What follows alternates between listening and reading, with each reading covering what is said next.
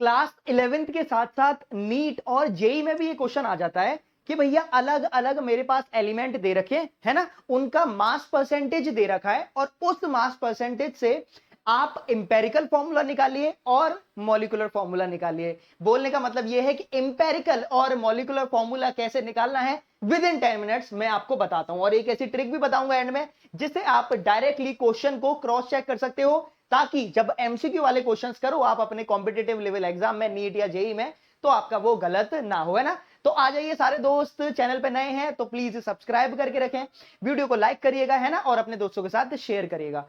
अब सुनिए, पहले तो ये इंपेरिकल फॉर्मूला क्या होता है। देखो मॉलिक्यूलर फॉर्मूला ऑब्वियसली आपको पता है, लेकिन इंपेरिकल के बारे में अगर मैं बात करूंगा तो सुनिएगा। फॉर एन एग्जांपल मेरे पास C6H12O6 है। सभी मेरे साथियों को पता है या पता होगा कि ये जो मेरे पास प्रेजेंट है दिस इज योर, ये क्या है भैया, ये अपने पास ग्लूकोज है, ये अपने पास ग्लूकोज है और ये है ग्लूकोज का मॉलिक्यूलर फॉर्मूला। इसी को मैंने क्या किया कि इसको मैंने सिंपलेस्ट होल नंबर रेशियो में कन्वर्ट किया।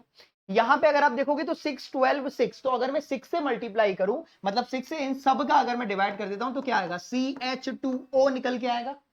ये सिंपलेस्ट होल नंबर रेशियो में हो गए, मतलब 1:2:1 इस रेशियो में हो गया। और इसी को अपन बोलते हैं क्या, ये जो मेरे पास निकला है this is known as empirical formula, इसी को अपन बोलते हैं इंपेरिकल फॉर्मूला। अब तुम्हारे दिमाग में डाउट आएगा, तो मास्टर ऐसा तो हर जगह होता होगा कि किसी का मॉलिक्यूलर फॉर्मूला अलग, किसी का इंपेरिकल फॉर्मूला अलग। नहीं, ऐसा नहीं होता।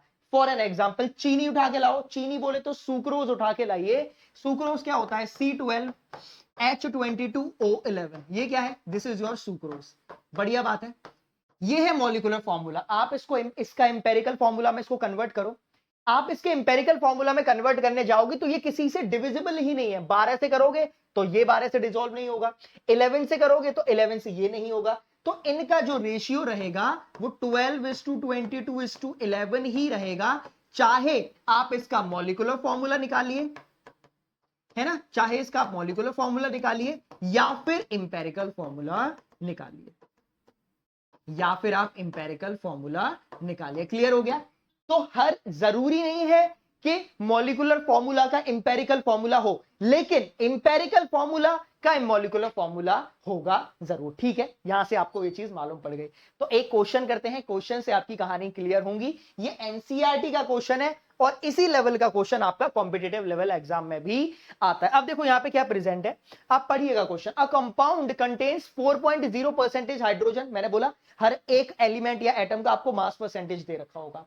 24.27% कार्बन और 71.65% आपको क्लोरीन दे रखा है। Its molar mass is 98.96। What are empirical and molecular formula. सबसे पहले क्या करते हैं, सबसे पहले आप यहां पे निकालोगे नंबर ऑफ एटम्स।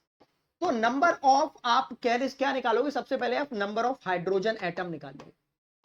मास्टर वो कैसे निकलेगा, कुछ नहीं है, कितनी परसेंटेज दे रखी है, 4.07। और हाइड्रोजन का मतलब जिस भी एटम के बारे में बात कर रहे हैं उसका आप एटॉमिक मास निकालिए। तो इसका एटॉमिक मास क्या होगा, इसका एटॉमिक मास होता है 1। अब आप सुनिएगा, यहां किसके बारे में बात हो रही है, एटम के बारे में। एटम है तो कभी ऐसा तो नहीं होगा कि आपके पास यहां पे एटम प्रेजेंट है तो एटम आधा हो। आपने कभी सुना हो कि 1.5 हाइड्रोजन अटैक कर रहा, नहीं, तो ऐसा तो नहीं होगा। तो आप इसको किस में लिखोगे, होल नंबर में लिखोगे। 4.07 आएगा आंसर, लेकिन जब आप इसको राउंड ऑफ करोगे तो राउंड ऑफ वाली वैल्यू आप लिखोगे, दैट विल बी 4। बहुत बढ़िया, आगे बढ़ता हूं। नंबर ऑफ नेक्स्ट क्या है, कार्बन एटम। अगर मैं नंबर ऑफ कार्बन एटम निकालूंगा दैट विल बी, परसेंटेज कितनी दे रखी है, 24.27 divided by atomic mass of carbon that is 12। अब आप इनको डिवाइड करोगे, इनको डिवाइड अगर आप करोगे तो क्या वैल्यू निकल के आएगी, 12 डिवाइडेड मतलब 24 डिवाइड बाई 12, कुछ 2.1 कुछ निकल के आएगा। अगेन इसको आप राउंड ऑफ करिए, जब आप इसको राउंड ऑफ करोगे तो मेरे पास क्या आ जाएगा, दिस विल बी योर 2, ये 2 आ जाएगा। नेक्स्ट अब मैं करता हूं नंबर ऑफ क्लोरीन एटम, है ना, क्लोरीन एटम। और क्लोरीन एटम कितने दे रखे हैं, वो है 71.65। तो क्या आएगा, 71.65 divided by 2, this will be, अब देखो ट्रू नहीं, डिवाइडेड बाई 35.5। 35.5 आपका एटॉमिक मास होता है। अब आपका 35.5 एटॉमिक मास है क्लोरीन का, तो जब आप इसको डिवाइड करोगे तो अप्रोक्सीमेटली ट्वाइस आएगा। जब अप्रोक्सीमेटली ट्वाइस आएगा तो इसको भी आपने 2 लिख दिया। तो जो मेरे पास फॉर्मूला बना वो आप क्या लिखोगे, C2H4Cl2, ये मेरे पास बना एक, देखना मोटा मोटा मेरे पास C2H4Cl2 बना, सही है। अब आप क्या करो, इसका सिंपलेस्ट निकालिए, इसका सिंपलेस्ट होल नंबर में निकालोगे तो क्या आएगा, CH2Cl आया, और ये जो मेरे पास CH2Cl आया, this is your empirical formula, ये है आपके पास इंपेरिकल फॉर्मूला।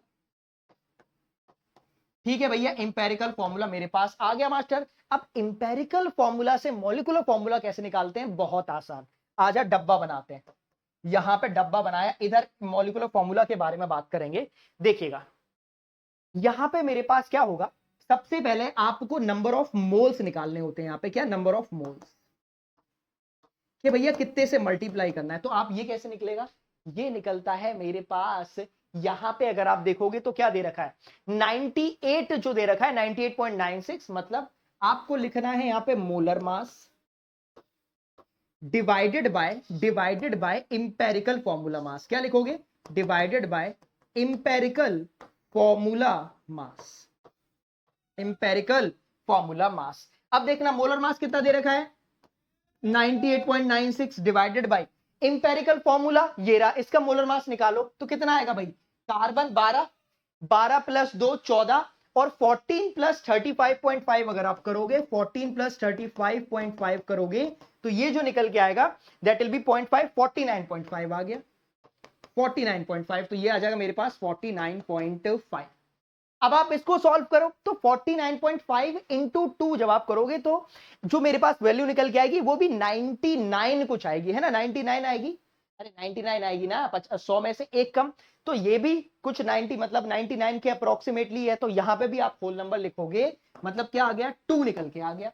जब 2 आ गया तो आपको कुछ नहीं करना है, यहां पे वो जो मेरे पास CH2Cl है, इसमें आप 2 का मल्टीप्लाई कर दीजिए, जो आपके पास फॉर्मूला आएगा दैट इज C2H4Cl2, ये जो आपका बना है, ये जो आपका बना है that is your molecular formula, ये है आपका मॉलिक्यूलर फॉर्मूला, ये है आपके पास मॉलिक्यूलर फॉर्मूला की कहानी। ठीक है, ध्यान रखिएगा कैसे करेंगे, बहुत इजी। सबसे पहले आप हर एक का एटम निकाल लो, हाइड्रोजन है, कार्बन है, ऑक्सीजन है, आपने हर एक का एटम निकाल लिया, बहुत बढ़िया। एटम को आप ऐसे रखिए, अगर उसमें भी आपके पास सिंपलेस्ट होल नंबर रेशियो में अगर हम कन्वर्ट कर सकते हैं तो उसको आप सिंपलेस्ट में कन्वर्ट करो, सिंपलेस्ट में कन्वर्ट कर लिया, फिर जो निकलेगा ये इंपेरिकल फॉर्मूला है। इंपेरिकल फॉर्मूला को मॉलिक्यूलर फॉर्मूला में चेंज करने के लिए मुझे मोलर मास की जरूरत होती है, और जो कि क्वेश्चन में हमेशा गिवन होगा। तो यहां पे देखो गिवन है, इट्स मोलर मास इज 98.96, तो आप क्या करोगे, ऊपर रखोगे टोटल मोलर मास, ऊपर रखा आपने total molar mass divided by empirical formula mass, क्या आ जाएगा 98.96 डिवाइडेड बाय 49.5। यहां तक आपकी कहानी क्लियर। ठीक है, जब आप ये निकालोगे 2, हमेशा ध्यान रखना आप जो भी वैल्यूज निकालेंगे वो होल नंबर में निकालेंगे, 1 2 3 4 5। ठीक है, गलती से अगर आपकी 1.45 या 1.5 आ रही है, फिर आप ओवरऑल में इनटू ऐसा मल्टीप्लाई करोगे ताकि वो कन्वर्ट हो जाए होल नंबर में।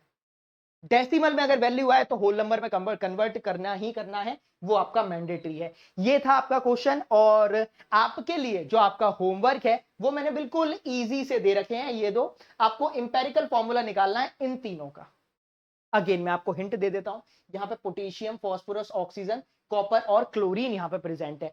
आपको सबका एटॉमिक मास पता होना चाहिए, अगर एटॉमिक मास आपको पता नहीं होगा तो ये क्वेश्चन आप नहीं कर पाओगे। आप दोनों का फॉर्मूला बनाइए, और फॉर्मूला बना के कमेंट बॉक्स में मुझे बता दीजिएगा कि मास्टर ए का क्या आ रहा है और बी का क्या आ रहा है, CuCl, CuCl2, CuCl3 क्या बन रहा है, आप कमेंट बॉक्स में बताएंगे दोनों का आंसर। बाकी नेक्स्ट टॉपिक कौन सा होना चाहिए जिसमें आपको बहुत प्रॉब्लम आती है और विद इन 10 मिनट्स में आपका चमका दूं, वो आप कमेंट बॉक्स में बताइएगा। बाकी ऐसी सीरीज आपके लिए आती रहेगी।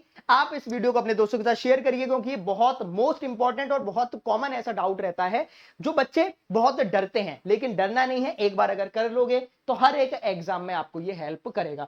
I hope this helps. मिलते हैं अगले ही ऐसी सीरीज के साथ, बने रहिए। Thank you so much, bye bye.